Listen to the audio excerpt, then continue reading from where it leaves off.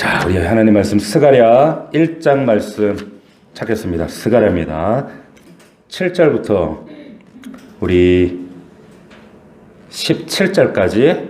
자, 오늘 스가랴 강의, 우리 허역산기도의 스가랴 강의 두 번째 시간입니다. 다시 시온으로 이와 같은 제목으로 하나님 말씀 함께 은혜를 나누겠습니다. 17절에 있죠. 마지막 절에 보니까 여호와가 다시 시온을 위로하며 다시 예루살렘을 택하리라 하라 하니라. 아멘. 이 말씀을 우리가 근거로 해서 하나님 말씀 함께 상고하도록 하겠습니다. 이 스가랴 말씀, 지금 여러분들이 읽어서는 이게 무슨 말인가, 왜 이상이라는 환상이라는 그런 그림이 나오기 때문에 이게 언뜻 들어서는 이 배경을 모르면 이게 이해가 되지 않습니다.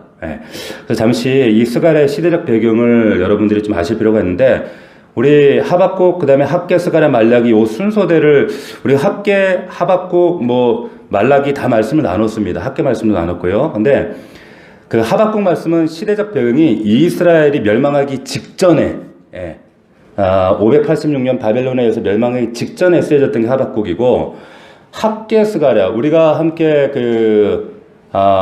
이 스가랴 하기 전에 말라기 말씀을 했었죠. 근데 학개는 그 앞에 했었습니다. 근데 그 앞에 했었는데, 이 학개 스가랴는 이스라엘이 멸망한 후에, 멸망 다음에, 그래서 포로로부터 귀환해서 이제 성전을 건축할 때가 학개입니다. 그러니까 이 시대적 배경을 잘 기억하셔야 돼요. 그리고 말라기, 우리가 2주 전에 끝냈던 이 말라기는 이제 성전 건축, 포로로 돌아와서 성전 건축 다 하고 난 이후에 다시금 이스라엘 백성들이 패배와 절망에 사로잡혀서 다시 하나님을 떠납니다. 포로지에서 돌아와서 회복하신 그 하나님을 기대하면서 다시 나라를 세워보자, 그리고 성전을 재건해보자, 성전을 건축했어요. 근데 아무 일도 없네? 그러니까 다시 낙담해서 다시 세상으로 돌아갔던 때가 이때가 말라기였다는 거예요. 그러니까 시대적 배경이 이렇게 순서대로 되어지는 겁니다. 근데 오늘 우리가 이제 오늘부터 지난주부터 이제 스가랴 말씀들을 보고 있는데, 오늘 말씀은 이제 그 스가랴가 본 환상에 대한 이야기입니다. 근데 이 환상이 이 선지자에게 전해졌을 때, 그러니까 우리 지금 바라보고 있는 우리 입장에서 볼 때도 그렇지만은 이게 납득이 잘 안 되는 거예요. 왜? 그림으로 나타나 있기 때문에 이게 말이 나타나고 화석류 나무가 어떻고 골짜기 어떻고 이러니까, 그렇기 때문에 이 배경을 여러분들이 중요하게 일단 전제의 배경으로 깔고 이해하실 필요가 있는데, 왜냐? 하나님께서 선지자를 통해 이 환상이란 이 이상을 주시는 이유는 당시 이스라엘 백성들이 그 마음이 무너져 있고 그리고 낙담해 있을 때 저들을 격려하고 위로하시기 위해서. 그러면 도대체 그때 상황이 어떠했고 그때 지금 백성들의 마음 상태가 어떠했는가라는 것을 아는 게 굉장히 중요합니다. 그래서 스가랴서가 앞에서도 말씀드렸지만 이 시대적 배경은 학개, 우리가 앞에 오래전에 나눴던 이 학개서와 시대가 동시대입니다. 같은 시대를 공유하고 있다, 이렇게 보시면 돼요. 그래서 우리 지난주 살폈지만 스가랴의 시작 1장 1절을 다시 한번 보실래요? 거기 보면 역사적 시기가 언젠가 다리오 왕 제2년 8째 달 이렇게 되어 있습니다. 다리오 왕 제2년 8째 달 이렇게 되어 있고, 그리고 지금 오늘 우리가 읽었던 1장 7절에 이제 환상이 시작되어지는, 이제 8개 환상이 쭉 나오거든요. 근데 그 환상을 받는 그 시점이 언제인가 보면 7절 말씀에 다리오 왕 제2년 11월이라고 되어 있어요. 그러니까 처음 그 스가랴에게 임하신 하나님 말씀과 이제 환상을 받을 때 그 둘 사이 그 간격이 몇 달 차이가 있습니까? 석 달 차이가 있어요. 석 달 차이. 그러나 어쨌든 같은 해입니다. 다리오 왕 2년이라는 것을 기억하실 필요가 있어요. 다리오 왕 2년. 그런데 이 점을 염두에 두고 학개서 말씀으로 우리 하나만 앞으로 넘어가면 바로 학개가 나오거든요. 학개가 나오는데, 학개도 사람 이름이에요. 이게 무슨 강아지 이름 아닙니다. 학개, 축제라는 뜻이에요. 이 학개서 1장 1절에 보면 이 학개의 시대가 언제 나오는가 하면, 여기다 보면 1장 1절에 다리오 왕 2년 6월 곧 그 달 초하루 이렇게 돼 있어요. 자, 우리 태양력하고 조금 다르지만 다리오 왕 2년 6월 그 달 초하루 6월 1일입니다. 다리오 왕 2년이에요. 똑같죠? 앞에 그 스가랴와. 다시 말하면 학개의 에게 지금 하나님께서 말씀하신 때가 스가랴가 이상을 보고 기록한 같은 해라는 거예요. 다리오왕 2년. 그리고 학개서 1장 14절, 15절을 한번 보겠습니다. 학개서 1장 14절, 15절. 자, 같이 한번 읽어볼까요? 시작. 이에 학개가 대답하여, 찾으셨죠? 학개서 1장 14절. 한 목소리로 시작. 이에 여호와께서 1장 14절. 예. 학개서 1장 14절. 아, 내가 2장을 읽었구나. 1장 14절, 1장 14절. 자, 여호와께서 시작. 여호와께서 스알디엘의 아들 유다 총독 스룹바벨의 마음과 요사닥의 아들 대제사장 요수아의 마음과 남은 모든 백성의 마음을 감당시키심에 그들이 와서 만군의 여호와 그들의 하나님의 전 공사를 하였으니 15절 그때는 다리오 왕 제2년 여섯째 달 24일이었더라. 자, 여기 보시면 다리오 왕 여기도 제2년 같은 해 여섯째 달 24일, 그러니까 6월 24일에 뭐가 시작됐어요? 이제 성전 재건이 시작된 거예요. 이때가 학개 때입니다. 학개 때. 예. 그러니까 오늘 우리가 읽었던 스가랴 말씀, 스가랴가 이제 그 첫 환상 1장 7절에 첫 환상을 본 때가 언제예요? 1장 7절을 다시 보면 다리오 왕 2년 11월 곧 스바랄 24일. 그러니까 다리오 왕 2년 그 11월 24일인 거예요. 그러니까 달만 다르고 날짜는 똑같죠. 24일. 그러니까 둘 다 24일인데 6월과 11월이니까 5개월 후의 일인 거예요. 성전 재건하고 지금 5개월 후에 이 환상을 스가랴가 보는 겁니다. 자, 다시 한번 정리하면 이런 거예요. 하나님께서 다리오 왕 2년 6월 초하루에게 학개에게 말씀하시는 거예요. 그리고 백성들이 이렇게 무너져 있는데 너 그들에게 불을 질러서 다시 그들 성전 재건하도록 해라. 그래서 6월 24일에 성전 재건이 시작됐어요. 됐습니다. 근데 그로부터 정확하게 5달 후에 다리오 왕 2년 11월 24일에 다시 한번 환상이 학개가 아닌 스가랴에게 임했던 거예요. 임해서 지금 이제 이 환상이 등장하는데 이 시대적 이런 배경 흐름을 잘 이해하시면서 그러면 이 배경을 통해서 알 수 있는 사실이 뭘까요? 지금 하나님 백성들이 이제 하나님의 회복을 약속받고 지금 포로로부터 귀환했어요. 성전 건축을 했어요. 근데 방해에 직면하고 현실에 직면하니까 갑자기 집어치웠어요. 그러니까 잠깐 신앙적 열심을 하다가 그냥 잠깐의 열정에 불과했던 거예요. 그러다가 시련이 직면에 불이 꺼졌는데 10년 세월이 지난 겁니다. 10년 세월이 지나서 하나님께서 학개를 통해서 다시 불을 질렀어요. 일어나야 돼. 이 나라를, 이 성전을 다시 한번 회복해야 돼. 했어요. 학개가 여기 사용된 거예요. 그리고 이 선지자의 말을 통해 이제 세상 속에 막 잠식되어 있던 그 믿음의 사람들의 믿음을 막 불타오르게 하는 겁니다. 자, 여기까지 학개 얘기예요.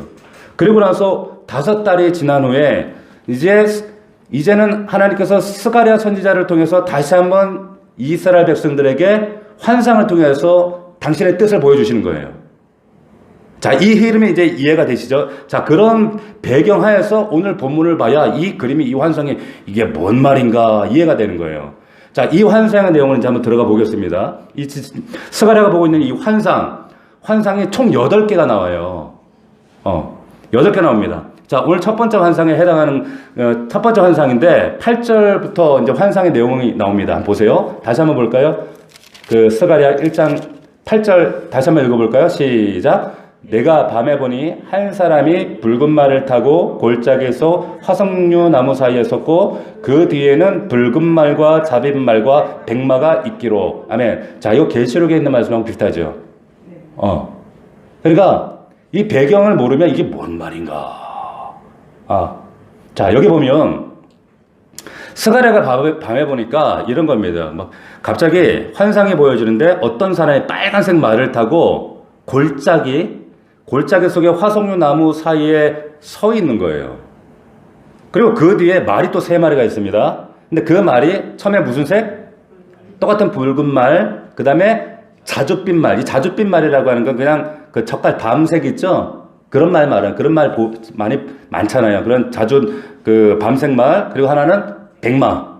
자, 3가지 말이 있습니다. 근데 11절을 보니까 화석류 나무 사이에 선자, 화석류 나무에 선 그 자가 누구냐면 여호와의 천사라고 되어 있어요. 여호와의 천사입니다.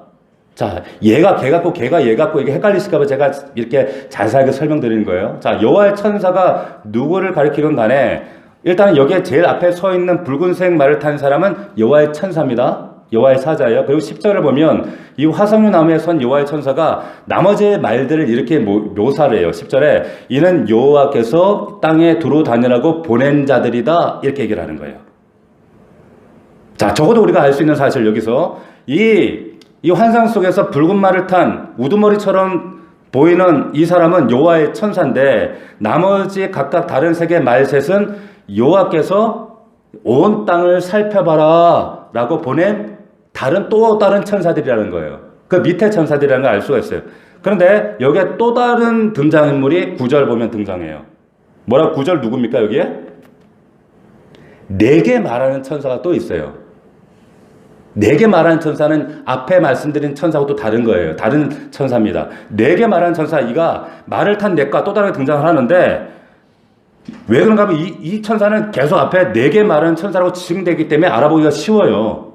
쉽습니다. 자, 11절에 여기 그들이라고 표현된 이제 3마리 말탄 사람, 그 천사들이 붉은색 말을 탄 여호와의 천사에게 우리가 땅에 두루 다녀 보았는데 온 땅이 뭐라고 되어 있어요? 어떻다고요? 평안하고 조용합디다 이렇게 대답을 합니다.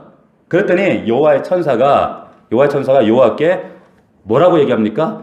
언제까지 예루살렘과 유다 성읍들에게 노하시겠습니까? 70년이 됐습니다. 이렇게 얘기를 하는 거예요.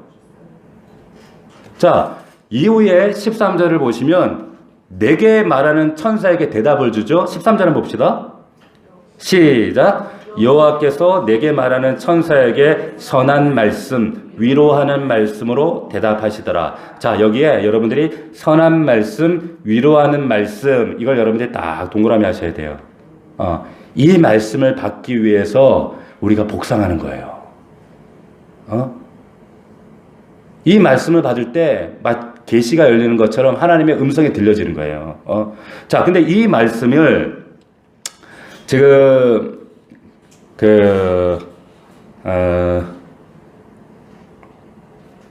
말씀을 주는데 그게 이제 13절이고 14절에 보면 이제 선한 말씀, 위로한 말씀으로 이제 대답을 하니까 14절에서 보면 이 말을 들은 아까 말한 4개 말하는 천사 있죠? 스가랴에게 말해주는 천사가 여호와의 말씀, 그러니까 스가랴 선자에게 전해주는 이야기가 나와요. 이제 그 말씀이 이제 14, 15, 16절에 쭉 나오는 건데, 그러니까 다시 한번 정리하면 대략 이런 겁니다. 자, 천사가 있어요. 붉은색 말을 탄 천사가 골짜기 속에 화석류 나무 사이에 서 있어요. 그 뒤에 여러분 머릿속에 그림을 그리라고 하는 거예요 지금. 그 뒤에 또 말 3마리가 있어. 3마리를 탄 다른 천사들이 있는데 이 천사들은 온 땅을 돌아다니면서 살펴보는 천사들이에요. 근데 이들이 여호와 사자에게 보고하는 거예요. 온 땅이 평온하고 조용합니다. 그랬더니 보고하니까 여호와의 그 천사가 화석류 나무에 있는 그 천사가 이제 그 스가랴에게 말을 전달해주는 천사, 4개 말하는 천사를 통해서 이제 하나님께서 어떻게 하시겠다는 계시의 말씀, 그 말씀을 이제 선한 말씀, 위로 말씀으로 대답을 하시는 겁니다. 이게 첫 번째 환상의 모습이라는 거예요. 자, 이 말씀을 보세요. 이러한 형식을 우리가 이제 묵시문학이라고 하는데 이 배경과 그리고 이 말씀의 솔직히 붉은색 말은 뭐고 골짜기는 뭐고 이런 묵시문학의 특징을 이해하지 못하면 이게 진짜 무슨 암호 같아요. 뭔 소린가? 메시지가 그냥 이것은 전달이 안 됩니다. 하나님이 이 그림을 주실 때는 적어도 스가랴는 이게 뭔 말인지 알아요. 왜? 이 시대 속에 정황 속에 또 말씀을 알았던 사람이기 때문에 이 그림이 무슨 뜻을 갖고 있는지 그래서 우리가 이제 제대로 들어가 봐야 되는데 하나님께서 왜 이런 그림으로 말씀하시는가? 스가랴는 이 말씀을 받을 때 어떤 반응이었을까? 이게 시대적 배경과 딱 합쳐지게 되면 이 메시지가 선명해집니다. 자, 그러면 찬찬히 한번 우리가 들어가 볼 텐데 자, 그러면 방금 우리가 살핀 내용에서 무엇보다 이제 부각되는 인물이 누구냐? 붉은 말을 탄 여호와의 천사. 자, 이 천사가 다른 말탄 천사들을 지휘해서 세상을 둘러보게 하는데 그 사람들의 그 천사들에 대한 평도하죠. 그러니까 이 천사는 한마디로 사령관이야. 대빵천사인 거야. 그러면 8절 말씀에 내가 보니 사람이 붉은 말을 타고 골짜기 속 화석나무 나무 사이에 섰다. 이렇게 말씀해야 되는데 이 묵시문학 속에 여기에 구체적인 힌트가 사실은 다 성경 속에 다 있어요. 질문해야 돼요. 여호와의 사자는 왜 붉은 말을 타나? 이 붉은 말은 뭔가? 여호와의 사자는 왜 골짜기에 있나? 왜 화석류 나무들 사이에 서 있나? 여기 뭔가 분명한 메시지가 있다는 거예요. 먼저 우리가 한번 살펴볼게. 골짜기에 대해서 한번 생각해 보겠습니다. 골짜기. 자, 이 골짜기에 서 있는데 이 우리말로 이 단어를 골짜기라고 번역을 했지만 이 골짜기라고 하는 것은 원래 성경에 보면 다른 곳에는 뭐라고 표현했는가? 깊음 이렇게 표현되어 있어요. 깊음, 움푹 패서 푹 들어간 부분. 그러니까 유의해야 될 것은 뭐냐면 우리가 통상적으로 골짜기 그러면 산에 있는 그리고 밑에 있는 골짜기 이렇게 우리는 이해하기 쉽지만 성경에서 말하는 이 골짜기 또 다른 말로 깊음 이것은 산에 쓰이는 단어가 아니에요. 사실은 뭐냐? 주로 바다의 깊은 곳 이것을 얘기할 때 표현할 때 이 골짜기 혹은 깊음 이 단어를 씁니다. 이걸 잘 기억하셔야 돼요. 대표적으로 사용된 것이 출애굽기 15장 5절 말씀이 있어요. 제가 대신 읽어드릴게요. 잘 들어보세요. 깊은 물이 그들을 덮으니 홍해 도화 사건을 지금 경험하고 나서 이스라엘 백성은 찬양하는 내용이거든요. 이런 말. 그래서 깊은 물이 그들을 덮으니 그들이 돌처럼 깊음 속에 가라앉았도다 이런 얘기를 합니다. 찬양을 하는 거예요. 이스라엘 백성들이. 근데 여기에 깊음이라고 표현되어 있는 이 단어가 스가랴에서는 골짜기로 번역을 한 거예요. 같은 거예요. 깊음이 곧 골짜기다. 그러니까 출애굽기 말씀, 지금 이 말씀은 홍해를 건넌 후에 이스라엘 백성들이 홍해 도화 사건 승리의 노래를 부르고 있는 장면이거든요. 근데 홍해를 건넜지만 뒤에 따라오는 애굽 병거들이 애굽 군사들이 홍해 가운데 몰살되잖아. 수장돼 버리잖아요. 자, 그래서 이 15장 말씀은 이 홍해 가운데 수장돼 버린 애굽 군대들, 병사들, 병거들 이걸 묘사한 장면이에요. 근데 여기서 보세요. 이들은 돌처럼 깊음 속에 가라앉았다 이렇게 찬양한단 말이에요. 하나님이 진노하셔서 이 이스라엘 백성들의 대적들, 다시 말하면 우리 교회의 대적들을 깊음 가운데 골짜기에 던져버렸다. 이때의 바다의 깊음, 어둠과 암흑, 그래서 여호와께서 펼치시는 구원, 하나님의 힘, 이걸 표현할 때 이런 단어들이 등장을 하는 겁니다. 그래서 자, 스가랴 안에서 같은 단어를 사용할 때 그래서 의미를 유의하셔야 돼요. 10장 11절에 이 단어가 나오잖아요. 우리 스가랴 1장 10절 한번 봅시다. 1장 10절 다시 한번 10장 11절 스가랴 10장 11절입니다. 같은 기품이라는 말이 나와요. 10장 11절 같이 한번 읽어볼까요? 시작. 내가 그들이 고난의 바다를 지나갈 때에 바다 물결을 치리니 나일의 깊은 곳이 다 마르겠고 아스들의 규만이 낮아지겠고 애굽의 규가 없어지리라. 자, 잘 아는 요나에도 이 단어가 나옵니다. 요나 아시죠? 자, 요나에도 이런 말씀이 있어요. 한번 들어보십시오. 주께서 나를 깊음 속 바다 가운데 던지셨으므로 큰 물이 나를 둘렀고 주의 파도와 물결이 나를 다 내 위에 넘쳤나이다. 자, 말하자면 스가랴가 이 환상을 볼 때 붉은색 말 탄 천사가 여호와의 천사가 서 있던 곳이 뭘 연상케 하는 거예요? 출애굽할 때 하나님의 애굽 군대를 수장시킨 바다의 깊은 곳, 물 깊은 곳, 그리고 아스로와 애굽을 하나님 벌 주시는 저들의 죄악을 처분하시는 곳. 그리고 요나가 불순종했을 때는 요나를 깊은 바다 가운데 바다 깊은 곳 던지시는 그 자리. 예. 시편에도 이 깊음이 여러 군데 나오거든요. 모두 일관된 말씀이에요. 그러니까 이 깊음이라고 하는 것은 하나님을 교회를 대적하고 하나님을 대적하는 자를 벌 주시는 그런 깊음의 자리. 예, 그런 문맥에서 등장한다는 거예요. 자, 그러니까 이 스가랴를 읽으면서 제가 왜 이런 말씀을 설명을 드리냐면 골짜기에 말 탄 사람이 지금 서 있다라는 것을 우리가 읽으면 그냥 이 문장만 읽으면 우리는 아무것도 느낄 수가 없어요. 이게 뭔 소린가? 싶은데 이 하나님이 주시는 이 환상이 요소모소마다 성경 속에 감춰져 있는 힌트와 배경으로 우리가 맥을 연결해서 이 단어를 읽으면 기품 속에 서 있는 말탄 자는 결국 뭐라는 얘기예요? 하나님을 대항하는 자를 물리치신 하나님의 힘을 말하는 거예요. 하나님을 대항하고 하나님의 말씀과 하나님을 대적하는 세상의 힘, 이걸 물리치시는 진정한 하나님의 힘. 두 번째, 동시에 그것을 통해서 하나님 자기 백성들을 보호하시고 구원하시는 구속자로서의 하나님. 이것을 우리가 딱 연상할 수가 있는 거예요. 자, 그래서 골짜기를 기품으로 읽을 때 비로소 말탄자라는 의미도 어떤 의미를 가지는 거예요? 말탄자, 구원자. 자, 두 가지 방향에서 생각할 수가 있습니다. 첫 번째, 우리가 방금 이거 기품이라는 골짜기라는 이 의미를 우리가 지금 출애굽기를 통해서 살필 때 이거는 홍해 도화 사건과 관련이 있다라고 했어요. 깊은 물이 그들을 덮으니 그들이 돌처럼 깊음 속에 가라앉았다. 그런데 이 장면에서 깊은 물에 가라앉은 사람들이 누굽니까? 예? 애국 군사들이었단 말이에요. 그러면 이 15장의 출애굽기 15장의 노래는 애국 군대들을 물속에 수당시키면서 노래했던 찬양인데, 그럼 이 출애굽 승리의 노래가 처음에 이렇게 시작하거든요. 내가 여호와를 찬송하리니 그는 높고 영화로우시며 말과 그 탄자를 바다에 던지셨음이로다, 이렇게 얘기를 해요. 그러니까 스갈의 이 장면이 출애굽기 15장과 바로 딱 연결이 되는 거예요. 보세요. 그러니까 우리가 지금 방금 읽었던 스갈의 이 기품과 말탄자가 함께 나오는데, 말하자면 스갈에서 말하는 이 기품, 말탄자, 이 장면은 의미하고 있는 바가 뭐예요? 한번 정리해 보세요, 여러분들이.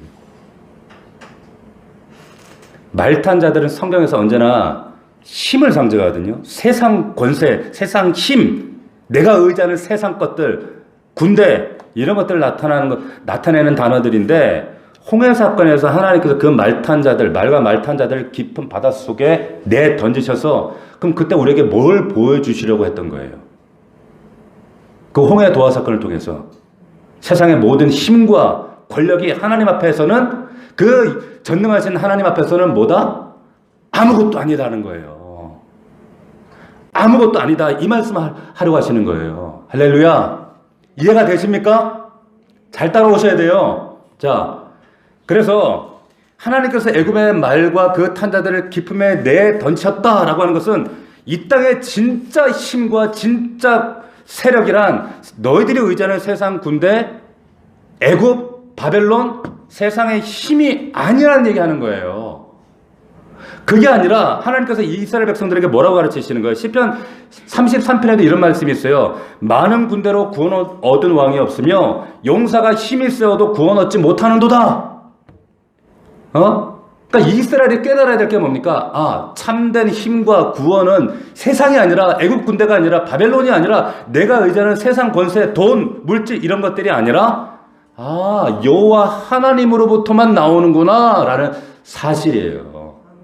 아멘. 깨달을 수 있기를 축원합니다. 그래서 시편 28편에도 여호와는 우리 힘이시요 구원의 산성이로다. 보라, 하나님은 나의 구원이시라. 내가 의뢰하고 두려움이 없다, 이렇게 선포하는 거예요. 시론과 똑같은 말씀을 선포합니다. 주 여호와는 나의 힘이시여 나의 노래시 나의 구원의 힘이라. 자, 믿음의 사람들이 스갈에 있는 이 환상 그대로 동일하게 같은 맥락으로 계속 선포해요. 요나단이 자기 그 병기든 소년에게 선포했던 말씀이 사무엘상에 이렇게 등장합니다. 요나단이 자기 무기든 소년에게 이르되 우리가 이 할례 받지 않은 자들에게 건너가자. 여호와께서 우리를 위하여 일하실까 하노라. 뭐라고 하는가? 여호와의 구원은 사람의 많고 적음에 달리지 아니하였느니라, 이렇게 얘기를 해요. 여러분들이 잘 아는 그 다윗이 골리앗 앞에 나아갈 때 게임이 안 되잖아요. 상식적으로 싸워봐야 이건 승산이 없어요. 근데 뭐라고 다윗이 그 골리앗 앞에 돌멩이 5개 들고 나갈 때 뭐라고 얘기합니까? 잘 들어보세요. 너는 칼과 창과 단창으로 내게 오거니와 난 만군의 여호와 이름 곧 내가 모욕하는 이스라엘 군대의 하나님의 이름으로 내게 가노라. 오늘 여호와께서 너를 내 손에 붙이시리니 내가 너를 쳐서 내 머리를 베고 블레셋 군대의 시체로 공중의 새와 땅의 짐승에게 들짐승에게 주어서 온 땅으로 이스라엘의 하나님이 살아계신 것을 알게 하겠고 또 여호와의 구원하심이, 잘 들으세요, 칼과 창에 있지 아니함을 이 무리로 알게 하리라. 전쟁은 여호와께 속한 것인즉 그가 너희를 우리 손에 붙이시리라. 할렐루야. 너희들이 생각하는 칼과 창, 세상 권세, 애국, 바벨론이 아니라는 그 얘기를 다윗의 입으로 선포하게 하시는 거예요. 자, 왜 말탄 자가 기쁨 위에 서 있습니까? 이제 이해되시겠어요? 성전을 지금 건축하는 이들에게 지금 뭘 꼭 알려줘야 했기 때문에, 성전을 다시 재건해야 되는데 이 백성들에게 뭘 말해주고 싶어서, 세상의 군대가 너희들을 방해하는 저 두려움의 대상들이 진짜 참된 힘이 아니라는 거, 세력이 아니라는 거. 할렐루야. 우리는 세상의 말탄 자를 기쁨에 던지는 그분을 우리가 하나님으로 섬기고 있다. 지금 이 얘기하고 있는 거예요. 아시겠어요? 진정한 말탄 자는 여호와시고 군대의 세력이 우리의 두려움의 대상이 아니라 정말 그 기쁨 가운데 홍해 바다 깊은 속에 저들을 수상시켜버리신 그 하나님, 그 기쁨에 오려 서서 그 화성류 나무 사이에 말을 타고 계신 우리는 그 하나님을 우리의 주인으로 섬기는, 우리는 하나님의 그 자녀들이다. 고로 담대하게 성전 재건하고 이 나라 이 땅을 이렇게 세워야 된다. 이걸 선포하는 거예요. 이걸 환상으로 보여주시는 거예요. 이 환상을 볼 때 스갈의 마음이 얼마나 감격적이고 얼마나 그 구약 성경 말씀을 환기되면서 얼마나 담대해졌겠어요. 자, 둘째로 이 기쁨 가운데 말탄자와 함께 읽을 때 이 탄자가 하나님의 군대 장관, 이 메신저로 왔다는 걸 우리가 생각하면 곧바로 떠오르는 한 사람이 또 있습니다. 그 사람이 누군가? 여호수아가 떠오르는 거예요. 보세요. 앞서 이제 출애굽기의 그 홍해 도하 사건, 출애굽기를 얘기했는데 이스라엘 백성들의 그 홍해를 건넌 애굽을 탈출해서 홍해를 건넌 것이 사실 한 번이 아니에요. 또 한 번 건너죠. 어디서 건넙니까?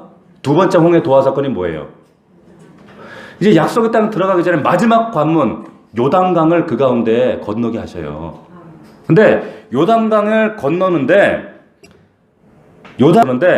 한번 제가 읽어드릴 테니까 한번 들어보세요. 여호수아가 여리고에 가까웠을 때에 눈을 들어본 적 한 사람이 칼을 빼어 손에 들고 마주 섰는지라 여호수아가 나가서 그에게 묻되 너는 우리를 위하느냐 우리의 대적이냐?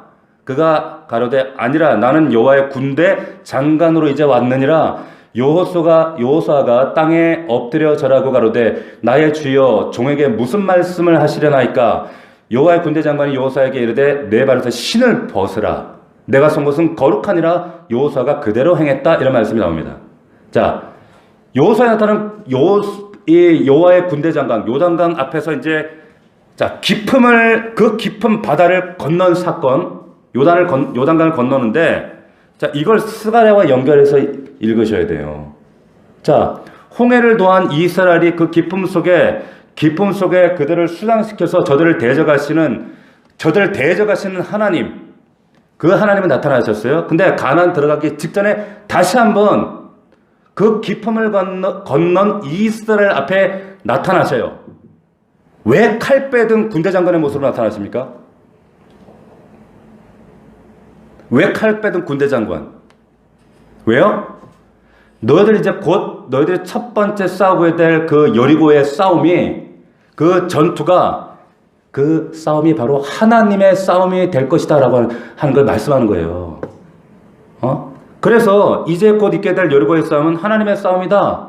왜? 군대 장관이 이제 여호수아에게 얘기하잖아요. 너 발에서 신발 벗어라. 발에서 신발을 벗는다는 것은 여호수아나 모세에도 동일하지만 똑같아요. 그 땅이 거룩하다? 말하자면 이제 곧 그들이 싸울 땅은 거룩한, 뭐라는 거예요? 거룩한 전쟁이라는 거예요. 성전. 모슬렘이 하는 성전이 아니라 거룩한 전쟁. 다시 말하면 이거는 니네들이 싸우는 것이 아니라 하나님의 전쟁이다 이 말이에요. 하나님의 전쟁. 자, 우리 사랑하는 성도 여러분 잘 들으십시오. 이 환상을 통해서 하나님께서 스가랴를 통해 지금 이스라엘 백성들에게 다시 이스라엘 땅을 이렇게 세우고 성전을 재건해야 될 이 백성들에게 말씀하고 싶은 그 간절한 메시지가 뭘까요? 아까 우리가 읽었던 11절, 12절을 보면 땅에 두루 다녀온 사자들이, 천사들이 보고하잖아요. 온 땅이 평안하고 조용합니다. 조용합디다. 이런 얘기를 해요. 보세요. 이때 온 땅은 이스라엘 땅을 말하는 게 아니에요. 여러분, 지금 이스라엘이 지금 포로로 잡혀갔다가 갓돌한 상태고 주변 그 열방들한테, 주변 나라들한테 막 핍박당하고 방해하는 무리들이 있어요. 온 땅이라고 하는 건 이 열방들을 얘기하는 거예요. 그런데 말 탄 자들이 땅을 두루두루 돌아보고 왔는데 평안하고 조용합디다. 무슨 뜻일까요? 12절을 읽으면 이 뜻이 이해가 돼요. 12절 다시 한번 읽어보겠습니다. 시작. 여호와의 천사가 대답하여 이르되 만군의 여호와께서 언제까지 예루살렘과 유다 성읍들을 불쌍히 여기지 아니하시나이까? 이를 노하신 지 70년 되었나이다. 언제까지 이 땅에 이스라엘에게, 교회에게 노하신 채로 있겠습니까? 근데 12절 읽으면 온 땅이 평온에 있는 상태는 하나님께서 지금 여전히 이스라엘에게 노하고 계시기 때문이다라는 것을 지금 말씀하고 있는 거예요. 다시 말하면 온 땅이 지금 열방에 평온하다? 이스라엘을 제외한 나라들이 지금 평온하다? 왜 이들이 평안한가? 다시 말하면 이들은 등 따시고 배부르고 지금 잘 살고 있다 이런 뜻이에요. 무슨 말이냐? 열방 가운데 하나님 심판이 시행되고 있지 않다는 말이에요. 그래서 평안하고 조용합니다, 열방이. 예? 그러니까 여호와의 천사가 뭐라고 얘기해요? 약속하신 70년 지났어요, 하나님. 이렇게 얘기해요. 70년이라고 했잖아요, 70년. 이 70년이 뭘 말하냐면 예레미야 선지자에게 앞서 너희들이 불순종으로 하나님 말씀 안 들어 70년 동안 이제 포로로 끌려갈 거야 라는 예언을 듣거든요. 그 70년이 다 찼다 이 말이에요. 하나님 70년 다 됐잖아요. 다 됐어요. 자, 예레미야 25장 제가 읽어드릴게요. 모든 땅의 폐허가 되어 놀라게 될 것이며 민족들은 70년 동안 바벨론의 왕을 섬기리라. 여호와의 말씀이라. 70년이 끝나면 내가 바벨론의 왕과 그의 나라와 갈다인의 땅을 죄악으로 말미암아 벌하며 영원히 폐하가 되게. 이 말씀을 예레미야가 했고 이 말씀을 또 누가 깨달았냐면 다니엘이 기도하다 깨닫습니다. 다니엘서에 보면 그 통치 원년 다니엘이 서책으로 말미암아 여호와의 말씀이 선지자 예레미야에 임하신 고하신 연수를 깨달은다니 이런 말씀이 나와요. 다니엘이 때가 다 찼구나. 때가 왔구나. 교회에게 이 땅에게 노하신 지가 70년이 되었다. 이 말은 열방을 심판하지 않고 지금 놔두신 지 이제 시간이 다 됐다 이 뜻이에요. 다 됐다. 이 말은 반대로 얘기하면 이제는 이스라엘을, 교회를 회복하실 때가 되었다라는 뜻이에요. 그러니까 열방이 이렇게 평안한 채로 있어서는 안 됩니다. 자, 이 대화의 결과가 이제 16절에 나옵니다. 16절 말씀. 다시 성전을 건축하시겠다는 다짐을 선포합니다. 16절에 같이 읽어보겠습니다. 시작. 그러므로 여호와가 이처럼 말하노라. 내가 불쌍히 여김으로 예루살렘에 돌아왔은즉 내 집이 그 가운데 건축되리니 예루살렘 위에 먹줄이 쳐지리라. 만군의 여호와의 말이니라. 먹줄이 뭐라고요? 측량줄 하시겠다는 거예요. 하나님이 하는 거예요. 자, 우리 사랑하는 성도 여러분 잘 들으십시오. 왜 스갈에게 환상이 임할 때 기품 속에 있는 말탄자 이제 이해되십니까? 이게 어떤 의미인지 아시겠죠? 이 스갈의 시대의 백성들 겨우 5달 전에 성전 건축 시작했어요. 이 사람들에게 뭐가 필요할 거예요 지금? 세상 권력들 방해로, 열방들의 방해로 너희들이 지금 하나님의 이 성전 재건이 지금 방해받고 있는 이 시점 두려워하지 마. 이거 하나님이 다시 시작할 거야.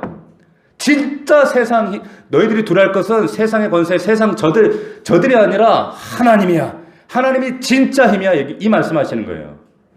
그렇기 때문에 성전을 다시 건축할지라도 여전히 그들 눈에 저들이 얼마나 두렵게 보이겠어요. 또 쳐들어오면 어떡하지? 또 해방하면 어떡하지? 그러나 이 환상, 하나님께서 이 기품 속에 있는 말탄 이 일을 보여주심을 통해서 진정한 힘이 누구에게 있는가?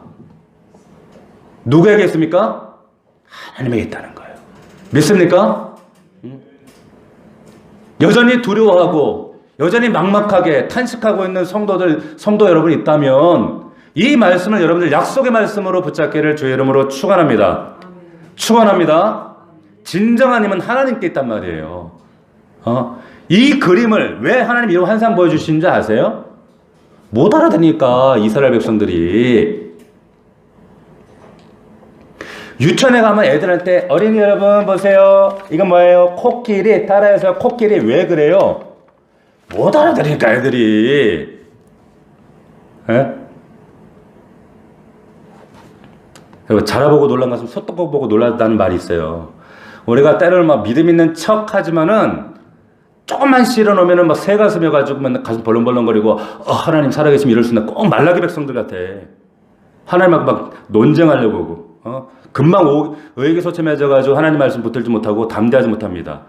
그런 우리들에게 이스라엘 백성들에게 하나님이 지금 환상을 보여주시는 거예요. 성전 건축 재개라고는 하나님의 사명 붙들지 못하고 옛날로 자꾸 돌아가는, 주일날 할렐루야 했다고 월요일날 되면 다시 세상으로 돌아가는 우리 연약한 성도들에게 하나님께서 다시 한번 성전 건축 사명이라는 이걸 독려하시면서 겉으로 볼 때는 평온해 보이는 세상 열방 하나님 부숴 버린다. 이제 얼마 남지 않았다.